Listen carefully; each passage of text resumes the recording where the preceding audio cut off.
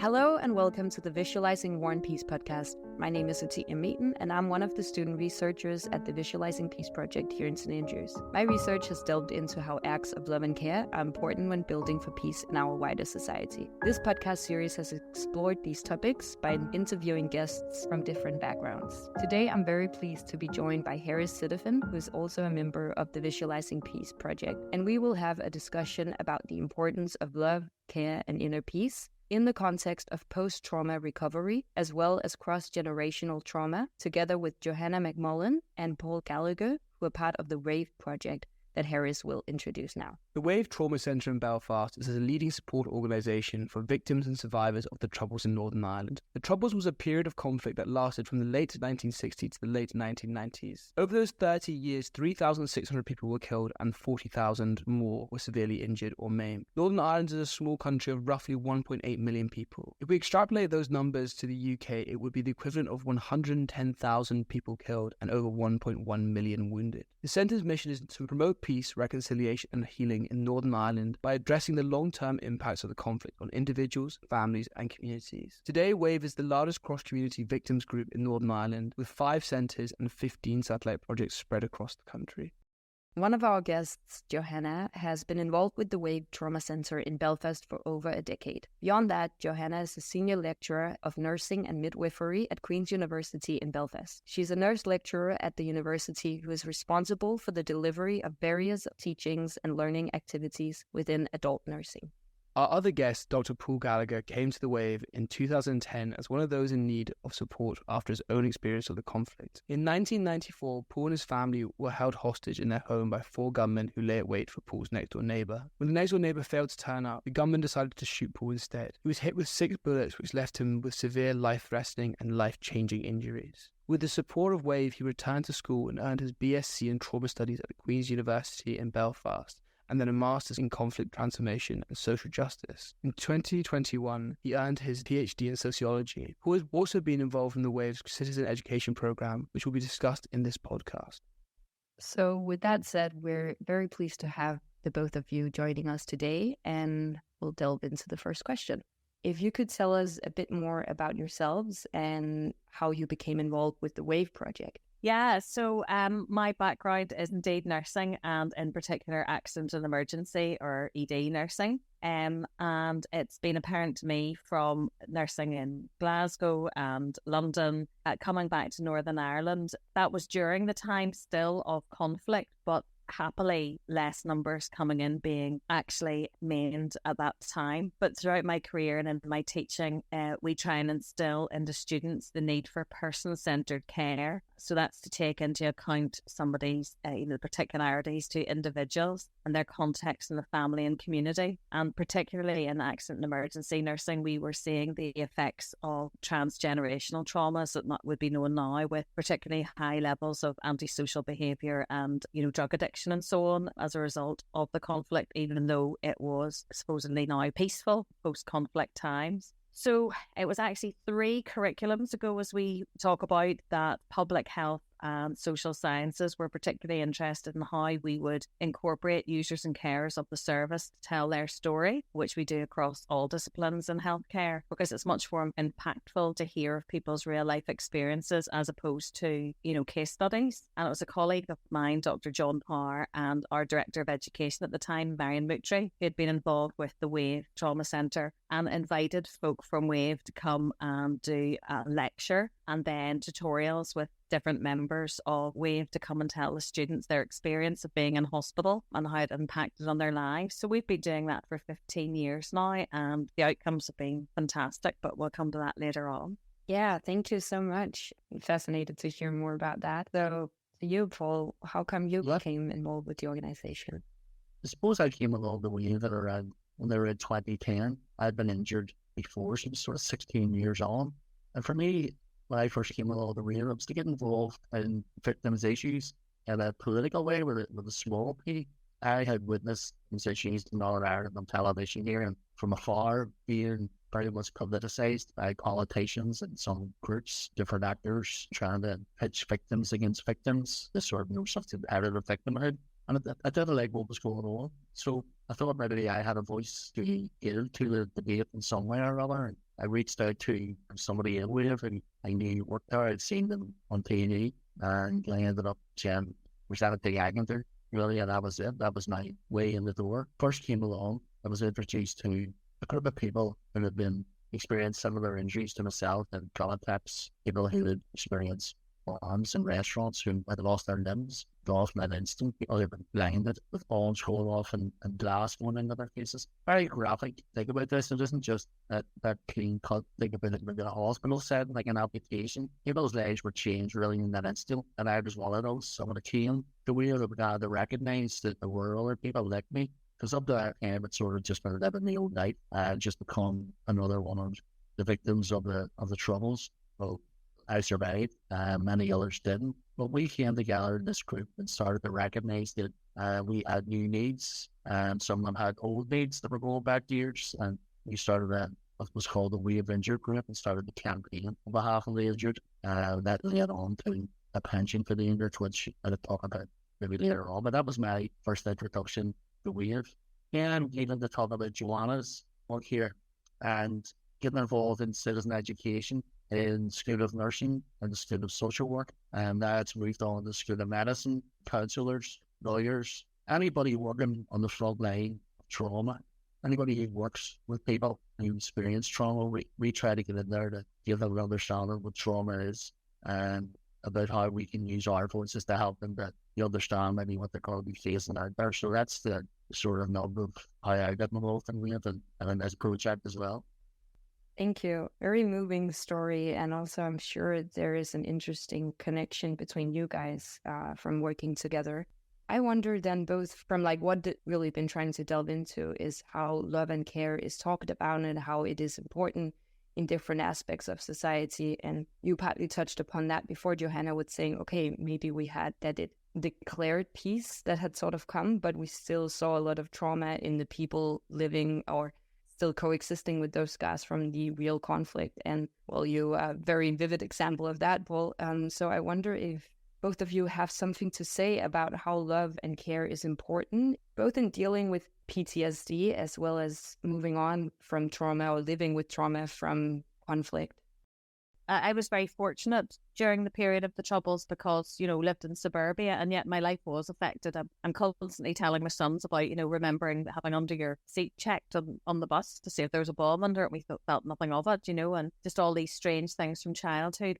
And then when the Good Friday Agreement was signed, it was actually becoming more of an issue for nurses. It was getting worse. There was two reasons for that. It was because of this, half the population will say, and I know people will say it's all in the past, and that a lot of the people who were injured or bereaved were young people, but they were becoming frequent hospital attenders as they were getting older. So when I say my interest was because we were happily, the folk who had survived, their issues were starting to become greater. So they were, as I say, coming into hospital more. And as I say, from a nursing point of view, we like to call ourselves not jack of all trades, master of none, but master of all. You have to be able to do calculations and document and so on. But what people will remember about nursing care, is that human touch and the personal relationship that other healthcare professionals, you're going for an x-ray or you're being prescribed a medication, but it's the nurses who are at the bedside and get to know the person. And we were aware as a profession then that a lot of folk from nursing, it was sort of the language that was being used around folk who had been injured, or should I say more accurately, the lack of language. They didn't know how to ask somebody what happened, or, you would get somebody who would just pretend they didn't notice that the person had lost their sight or lost a limb because they didn't want to,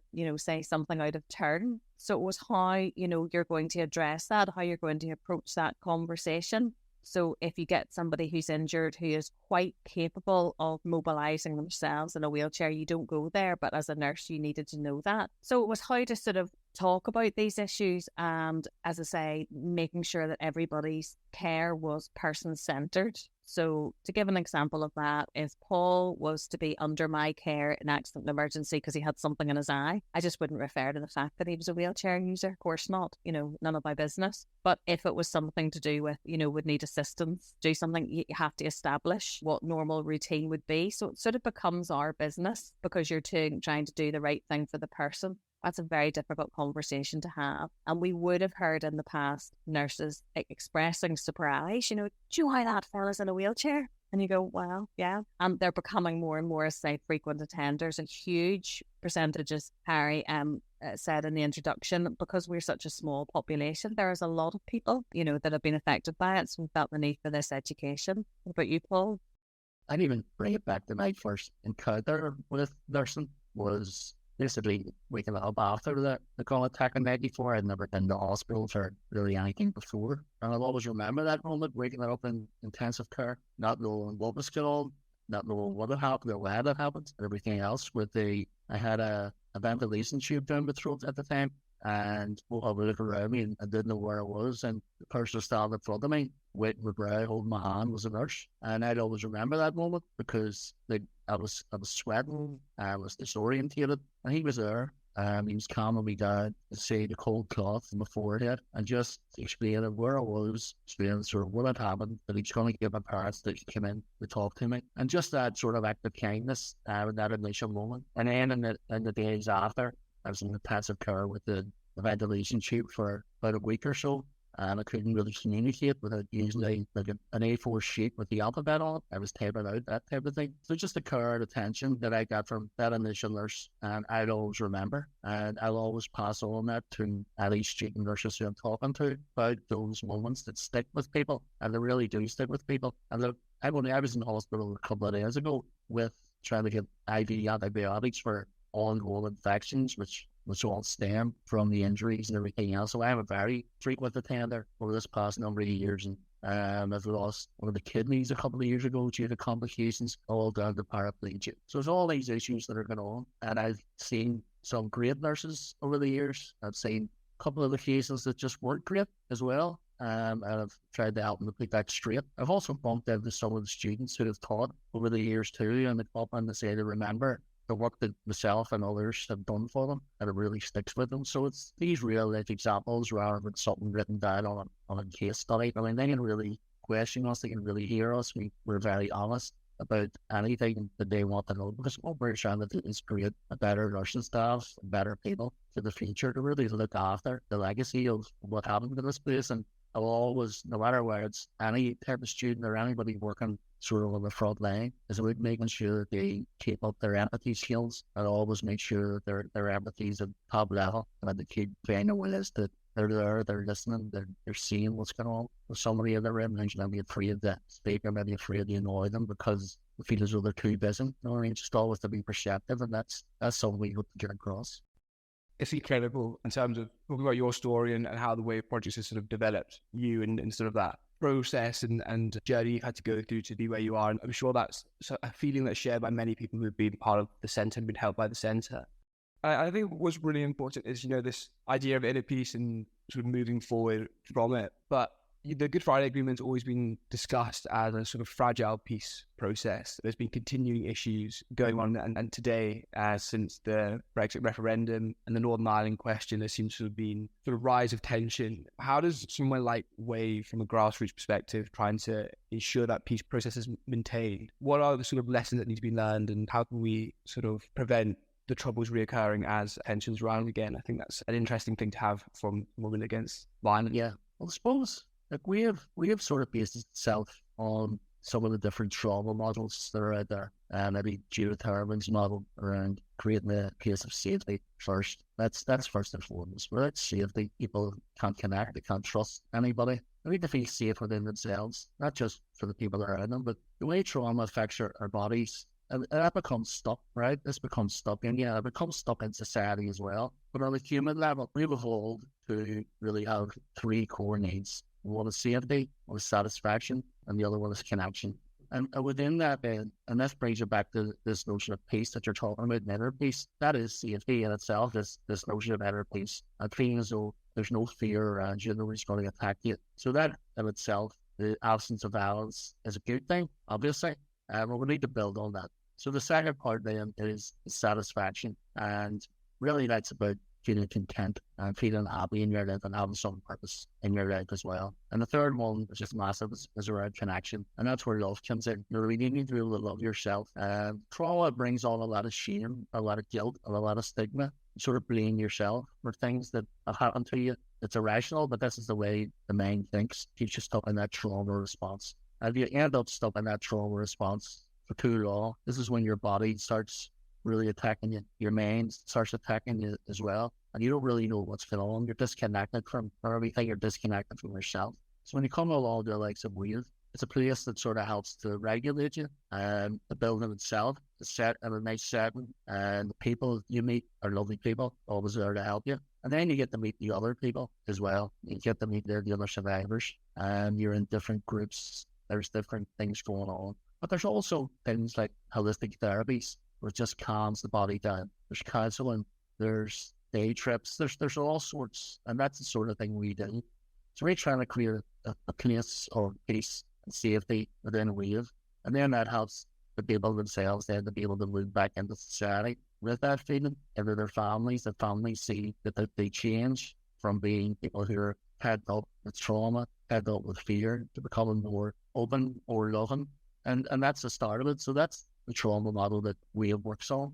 And again, even Judith Herman has spoken about their latest one is around developing those three parts of the model, from safety, going into like mourning your losses, or the reconnection with people, but then also about justice, having the sense of justice from society. That doesn't mean it has to be criminal justice, it just means there has to be acknowledgement of the hurt that was caused. There has to be accountability as well. And that at the moment is a big problem when it comes to what the British government is trying to do with the care bill. But I'll leave it at that for the moment.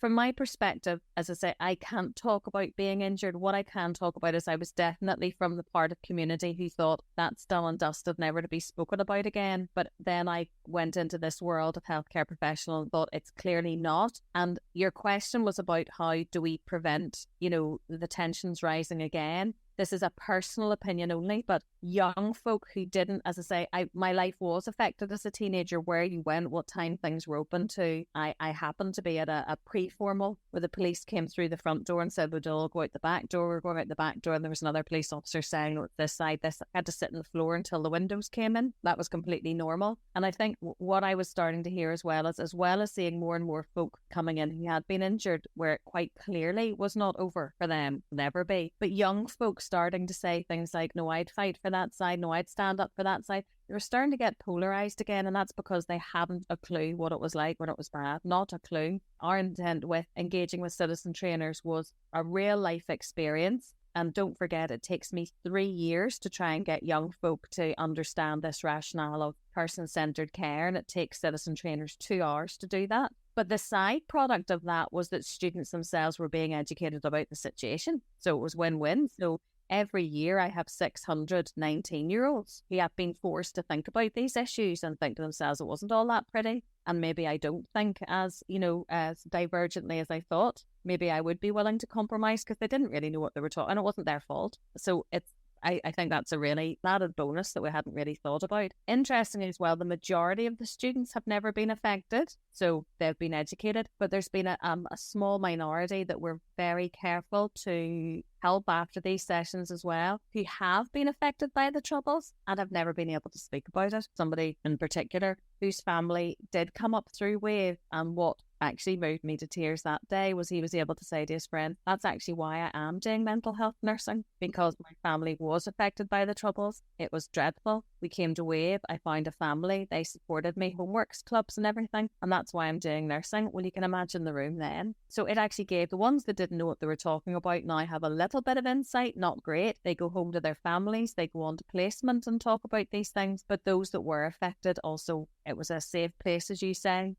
Paul, to for the first time discuss it. And coming along and being able to use our experiences for something positive too. So the opportunity that so many of our citizen educators have had over this past, say, 15 years in different settings is really empowering as well. It sort of helps us to find some meaning and some purpose in the story. Not to be thankful for what happened to us, but to sort of go, well, now maybe we're able to give something back, especially the young people, and to get that opportunity. Not to whether or give them the horror stories and what happened to us. It was real life. These things happen, and not to frighten them, but to let them know that especially when they're getting into a profession like nursing, that they will face down the line some horrific events, You know what I mean? So they need to be prepared for that. They need to be prepared for how they're going to face that, how they're going to talk about it, how they're going to talk about it to their own colleagues instead of maybe going home and bottling it up inside themselves and causing themselves even more trauma themselves. This notion of vicarious or secondary trauma as well that happens when you're working on the front line.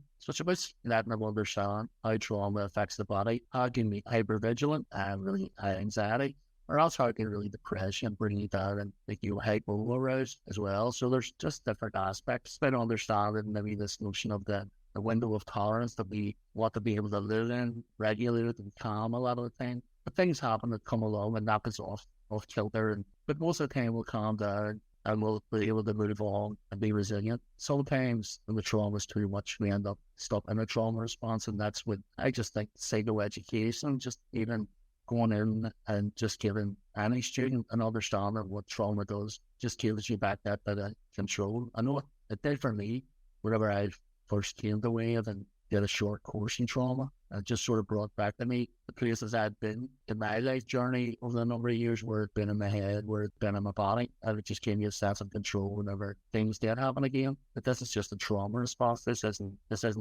well, it is normal response to maybe abnormal situations as well. So yeah, it just gave me a chance then to deal with it. And that's the beauty of Wave and the beauty of doing the work with other students.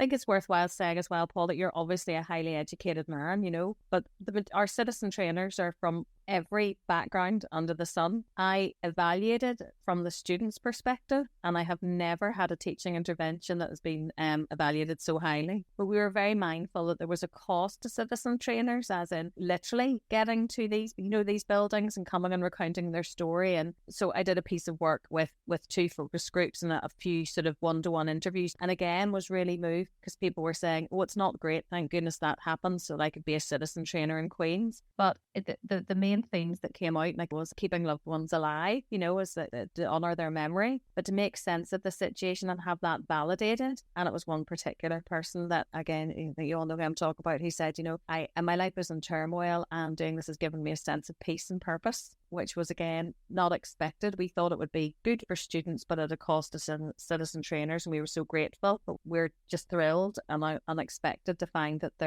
happily there is positive outcomes for citizen trainers as well, which is just fantastic. It's a massive positive outcome because I'll just maybe introduce you to this concept of post-traumatic growth. That's something that I've witnessed in my own journey, but also in citizen educators over the years. And it's this transformation, really, of the person after the trauma. It's part of a little process of coming to terms with it, but creating a new narrative about the event, which we do. And we hone this narrative for these stories. And they change and have changed over the years depending on who the audience is, but creating the identity out yourself as well. And again, what comes out of it then, the sort of 5 domains of post-traumatic growth, as they're called, is this greater appreciation for life and a new sense of priorities. There's a sense of greater personal strength, about recognizing new possibilities and having the guts really to go and take them. Maybe warmer, more intimate relationships with others, or a greater sense of spirituality. And that all has come out in the citizen educators over the years. We've had some work done within the group as well, and that's people scored highly on that, and I see it all the time in myself. A lot of this comes down again from being able to have a good empathetic audience, do you know what I mean? So when we're sitting with the students and they're listening to us and they're asked us great questions, we know they're listening, we know they're appreciating what we're giving them. So it's a real, as I said before, it's a real give and take that we get from the students and they get from us. So I always thank the students again for listening, because it helps us just as much, and it helps them too. There's a Student Nursing Times Award, and it's for innovative teaching and research. And Ronja from Wave and myself, off we went to London, talked about it, and I knew we had won because we were squabbling about, technology-based learning and all this, and we just blew them away, because when they heard, this is really, really impactful stuff. So the citizen trainers won. We were cock-a-hoop, about the partnership, but since then, again, it's been again mutually beneficial. So I'm just giving you examples here, because the impact's so visible to Paul and I, but things are measured, I suppose, and things like that. That there was an All-Ireland conference that happened to be hosted in Belfast. So two of the citizen trainers came along, and you can imagine surgeons arguing about a particular procedure, which best way it was, and all of this. And then it was our session, the patient, the users-led session. They got a standing ovation. It was voted to the best, and it just suddenly quietened the whole conference. This is what it's about. This is actually what it's about, learning how to best help people. So yet again, these folks managed to do it in a 15-minute slot that a conference over 3 days hadn't done. So it's amazing, and I really enjoy it. And once you're in wave, you don't get out. Sure you don't, Paul? No, you don't. You don't. I'm working there now. So you know what I mean? Part of the team. So, but it's a big family. It's a big family. And that particular person, as I say, who just literally blew everybody away from every kind of medical background, just talking about his work, again said, that here I am presenting at a conference, never thought it would happen. And it was just fantastic, and has really helped him so much. Fantastic. It was wonderful. I think also, to circle it back a bit, one thing that we keep talking about in our mutual research as well is, without taking anything away from the hard process of building peace for yourself and for your society, is almost, as you say here, Johanna, how simple it can also be, that it is about relationships and humanity in that way. And I think one thing that is really interesting to examine or ask you guys about is how you work between this balance of emphasizing love and care and inner peace, while also allowing for the trauma and the suffering that has been happening or taken place in the past. And in what ways do you put emphasis on the importance of love and care in that? I know that you've touched upon it a bit, but if you could explain in greater depth how exactly, or what your experience is with how people react to that. Or it's a difficult question to ask for me, because it's inevitably rather simple, but maybe also a quite complicated answer. No, I do think I know what you're getting at, because again, in my world, I have a huge budget, a huge number of students, lots of different modules that know pharmacology, physiology, anatomy, biochemistry, microbiology, all of these things. They do evidence-based modules, all of this. And yet, when you take a big step back from it, what do I want? I want them to care about the person in the bed. That's it. How am I going to do that? And I frequently say to students things like, don't actually care if you've got a resit in phenomenology. You know what I mean? You'll be all right. But if you're not nice to the person in the bed, how do you qualify that? And it's the magic of nursing, as Paul so beautifully put there. Who was it he saw when he opened his eyes? A nurse. They don't care what you got with pharmacology. That's a hurdle you have to jump over. But if you don't have that ability to communicate with a person on a human level, go away. I don't want you. And how was I going to do that? Well, we didn't, but the citizen trainers do. They absolutely do. And it just cuts away from all the nonsense and all the passing and all that, even I wrestle with who gets a first in medicine, who gets a 2-1 in nursing. It's not necessarily about, what you call somebody who came last in the class in medicine, doctor, right? So it's not about that. It's not about your grades. It's about your ability to communicate. And again, on a personal level, back to me, is on a day-to-day basis, the pressures of getting students in, getting them churned out, getting through exam boards, day-to-day running of a university with big budgets. It's something like this. When you see students helping the citizen trainers in, out, not leaving the classroom, but me saying, you have to go now, guys, because there's another lot coming in, but they're asking questions and they're engaged, that they report that they've been really thought about it, they realise how important it is to be seen and visible by the bedside. It gives me satisfaction. That the best part of my job, it's the most satisfying part, because I really do feel like I've made an impact. So on a personal level as well, I've really enjoyed it. And I have to say, you might have noticed I have no difficulty talking. My job is to talk to audiences of whether it's 500 or 1,000. I don't care. That day in the judging of the finals for that award, I could barely speak because I was representing the citizen trainers. I was a quivering idiot, and just in that moment took a deep breath and realised how just important it was to me, because as a nurse, you want to do something good, and I think this is really good. And I was terrified, absolutely. I remember I wasn't there, but I seen the video and they would chop it up on the table. So all that committee anyway, and that's it, because it is about you do care and you do love the people you're working with, and that comes to the core of this notion, and I mentioned earlier about connection, really. And That's what I've seen over the years too. I imagine the warmer relationships that come with growth. But it's just even within the realms of wave and new people coming in. I was really, when I first started, really made to feel welcome. Everybody sort of wanted to help you. People who had been there for longer sort of sort of took you under their wing. And I took the same now that people coming in, and all the different, you'll see different people coming through the doors over the years. They're all like that. They all have a current empathetic way about them because they remember who they were when they first came in the doors of wave, needing support. People that become more empowered over the years to be doing what I've done, and done these things, but other people have come in behind me in more volunteer roles, and they're taking responsibility too, and want to be able to help people through, because it's all about giving back, and it's all about making connections and keeping connections, and for like, it's about camaraderie, it's about relationships, it's about hope. Do you know what I mean? Because most people are very much a bit isolated, really, over the years, and I was isolated for a number of years. Okay, I had friends and family around me and things like that, but just felt isolated from society. Felt as though I had this sort of stigma of being a victim of the Troubles, and there is a stigma that comes with that. Victim blaming is massive as well. So when you come into somewhere like wave, there is no blame and there is no judgment. Everybody understands that we've all been through something, but it's getting on through that journey, whether it's through citizen education or just coming along for holistic therapy. You're making connections, you're letting somebody, even you're getting a head massage, you're letting somebody touch your body. So for some people, that's really difficult to do. So you're letting people in, you trust them, and it's just about rebuilding, refocusing on our core needs that I mentioned earlier on. Yeah, it's such fascinating perspectives you both are bringing to us and to the listeners. One other thing that you both have touched upon here is this connection between communal and individual love, or individual care and communal care. And I mean, how do you work with that balance in WAVE, or what is your personal story of exploring this connection between community and individual love?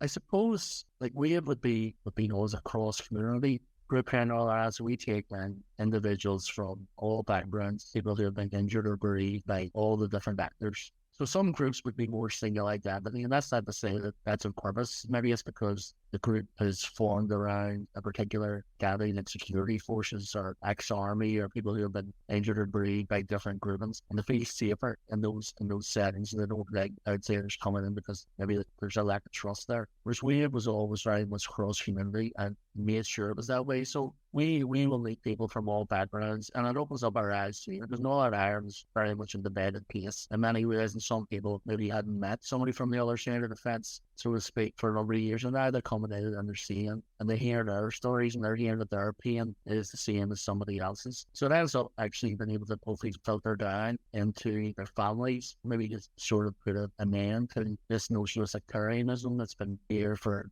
hundreds of years. Hopefully we're starting to have that generation, maybe with the absence of violence, but also trying to get to the core of what sectarianism is. It's around fear of the other. We get a chance to meet people, to trust other people, and there's no fear of them, and they would create hopefully a more peaceful society from that. But it's been here for hundreds of years. It may take a few more years to actually try to eradicate it, and just to have it being a small problem rather than being a major problem that it has been for all of our lives.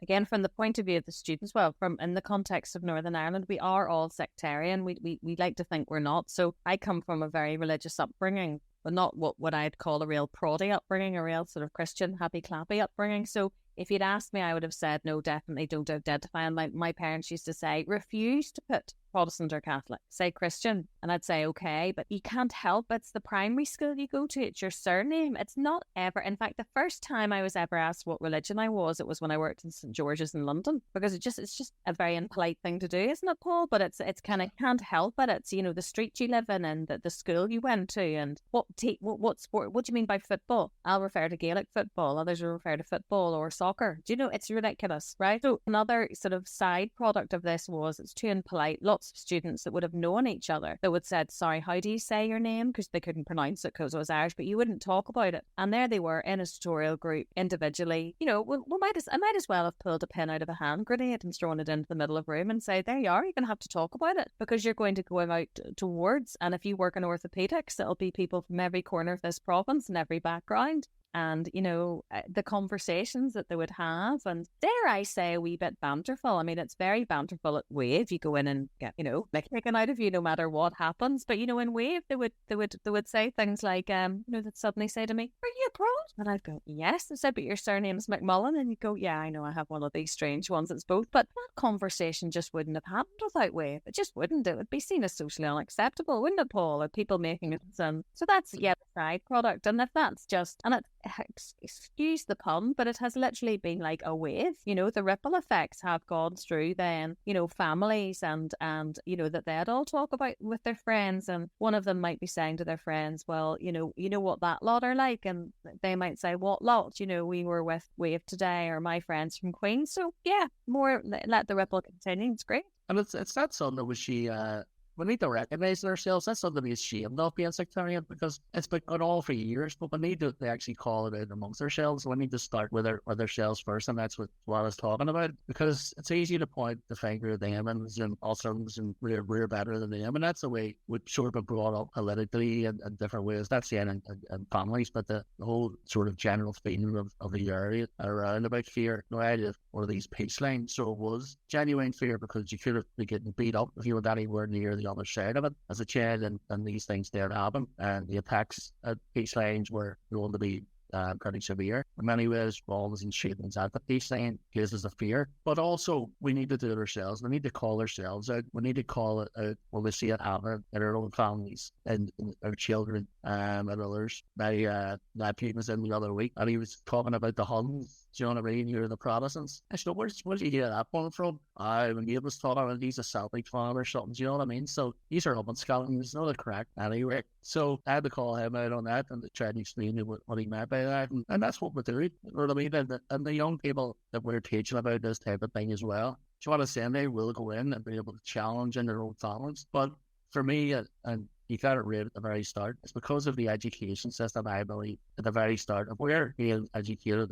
in separate streams, it's just going to keep continuing. If you're putting wee Billy and wee Paddy into the same classroom from nursery school, so they won't know any difference, and they'll grow up not knowing any difference. So that's great. And then they can call out their elders when they get older, and that's how we start changing this. Sectarianism is built in. We can rechange it. Society can be rechanged. And I'll give you an interesting example of this as two budding researchers. So listening to these recordings of with the citizen trainers, position yourself in phenomenology. There was me, because I wasn't brought up one side or the other. I am completely objective, subjective, no, absolutely no influence. I was listening to one of the recordings, and somebody was saying, up until then, I always thought the army were good and would protect my family. But it was that day that I realised they weren't. And I thought, I haven't picked this up wrong. And then I realised they were referring to the army as in the Irish Republican Army. But my had gone to British Army, and I just had to scrap that chapter and say, I'm going to have to accept that no matter how hard I try, and no matter what way I was brought up to not be one side or the other, just the very fact that I happened to be born in the Ulster Hospital and go to that school, I am sectarian. And that was it. So it was an eye-opener for me. It really was. And again, that we talk about justice,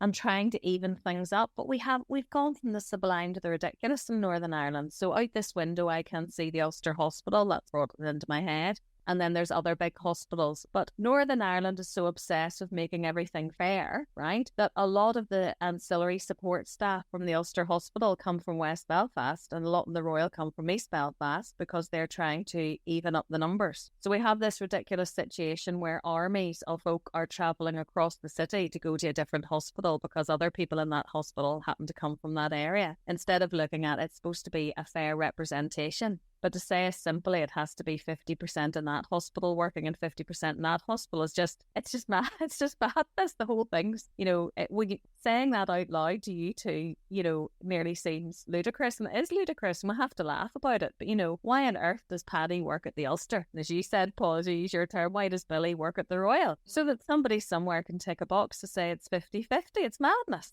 So let's just have the conversation out in the open, And if this is our small way of doing it, and it's starting conversations that will ripple out, so good. And then to sort of just finish up, a lot of what the Wave Project is doing is sort of the intergroup contact and allowing cross-treaty love to occur. In terms of looking to the future and maintaining peace and sustainability and of that peace in Northern Ireland, how important is grassroots projects such as WAVE and the sort of looking past sectarianism whilst also acknowledging it and to sort of developing that more peaceful future, especially as we come to times where these differences are highlighted by political discourse and policies such as the Northern Ireland Protocol or Westminster, developing that. It's critical because, especially in this type of work too, I was thinking about it the other day, and a lot of the citizen educators that are coming through are getting old, right? We're going to lose people. We'll have lost people along the way. We're going to lose that lived experience. Like I'm 50 now, so when I was injured at the end of Troubles, I was pretty young, and I'd be young compared to the rest of the people in the groups. We're going to lose that, and nursing and all our professions are going to lose that experience too, and that's going to be a shame. So at the moment, it's a critical time to make sure we get the best out of this type of work. Maybe try to get it down on video or something, but even then, getting it down on video is just not the same as having somebody in the room and that experience too. So it's just about making sure all we can do is do our bit while we're on this planet, and we will continue as long as people have needs.